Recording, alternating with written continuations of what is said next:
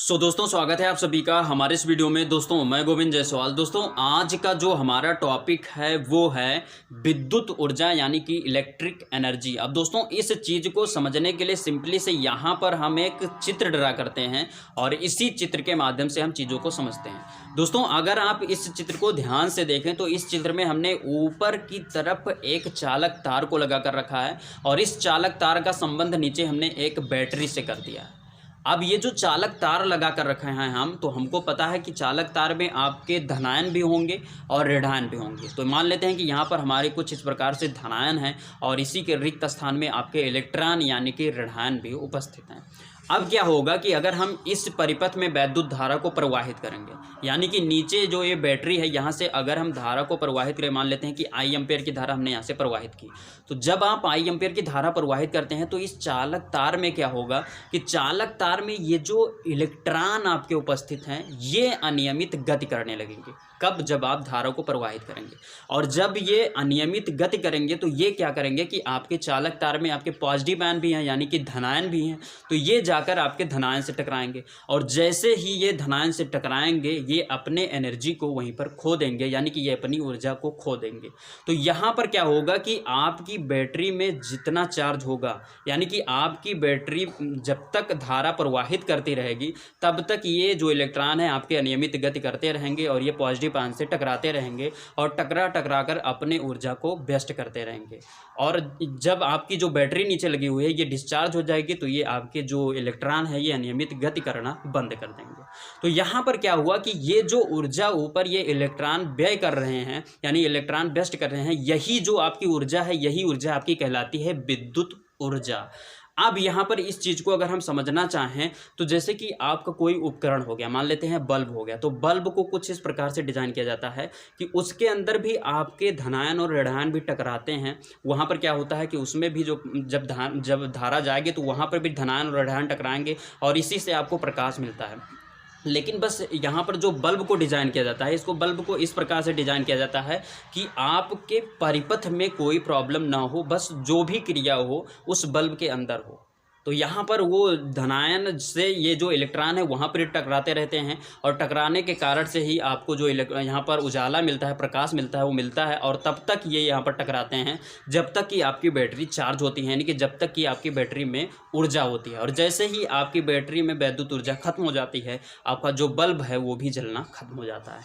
तो ये आपका हो गया वैद्युत ऊर्जा। अब यहाँ पर इसको अगर हम परिभाषा के रूप में समझना चाहें तो यदि किसी चालक तार के बीच का विभवांतर भी हो तो उस चालक तार में Q कूलाम आवेश को एक सिरे से दूसरे सिरे तक ले जाने में किया गया कार्य ही उस चालक का वैद्युत ऊर्जा होगा।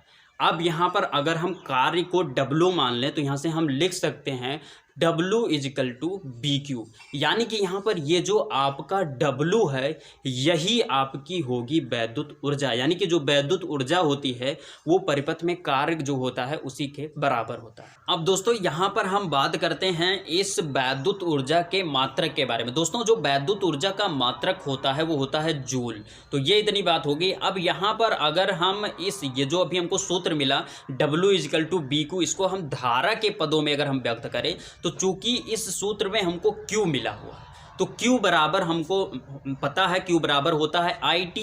तो यहाँ पर ये जो ऊपर जो हमें W = BQ मिला है इसमें जो ये Q है इस Q के स्थान पर हम IT लिख सकते हैं।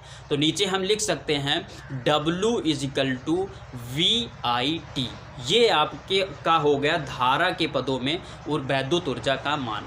अब यहाँ पर इसी वैद्युत ऊर्जा का मान अगर हम प्रतिरोध के पदों में कर लें तो यहाँ पर चूंकि ये जो अभी नीचे हमको ये जो सूत्र मिला है इस सूत्र में हमारा है V स्थित है और V बराबर होता है IR। चूँकि हमने ओम के नियम में इसको पढ़ा है तो जब B बराबर IR होता है तो B के स्थान पर हम IR रख सकते हैं। तो कुल मिलाकर हम नीचे लिख सकते हैं W = IRIT। तो यहाँ पर क्या हुआ कि ये जो I है I 2 बार है तो I² हो जाएगा। तो यहाँ पर कुल मिलाकर हमको मिलेगा W = I² ये आपका हो गया प्रतिरोध के पदों में वैद्युत ऊर्जा का मान। अब दोस्तों यहाँ पर जो अभी हमको यहाँ पर मान मिला W equal to I square R T, यहाँ पर अब हम यानी कि ये जो W का मान मिला है इसको अब हम विभवांतर और प्रतिरोध दोनों के पदों में इसका मान हम निकालेंगे। तो इसको निकालने से हम पहले यहाँ पर लिख सकते हैं कि जो I है, I का मान हम लिख सकते हैं I equal to V upon R. अब यहाँ पर I equal to V upon R क्यों लिख सकते हैं? क्योंकि हमको पता है ओम के नियम से होता है V equal to I R. अब जब यहाँ पर हम I का मान निकालेंगे तो I का मान क्या आएगा? I equal to V upon R. तो यहाँ पर ये जो W equal to I square R T है, यहाँ पर I के स्थान पर हम यहाँ पर लिख देंगे B अपान आर। तो यहाँ पर जब हम मान को पुट करेंगे तो हमको मिलेगा W equal to V square upon R square R T. अब यहाँ पर हम क्या करेंगे कि ऊपर के आर से नीचे के आर स्क्वायर में से एक आर को कट कर देंगे, और जब इसको हम कट कर देंगे तो हमको मिल जाएगा W equal to V square T upon R, और ये आपका हो जाएगा वैद्युत ऊर्जा जो कि होगा विभवांतर और प्रतिरोध के पदों में। तो दोस्तों ये हो गया आज का हमारा टॉपिक वैद्युत ऊर्जा। दोस्तों उम्मीद करता हूँ ये छोटी सी वीडियो आप सभी को अच्छी लगी होगी। वीडियो अच्छी लगी तो वीडियो को लाइक कीजिए, और दोस्तों यदि आप नए हैं हमारे चैनल पर तो चैनल को सब्सक्राइब कर प्रेस कर लीजिए बेल आइकन को, जिससे कि आपको नए वीडियो का अपडेट मिलता रहे। तो दोस्तों बस यहीं पर दीजिए इजाज़त। जय हिंद, वंदे मातरम।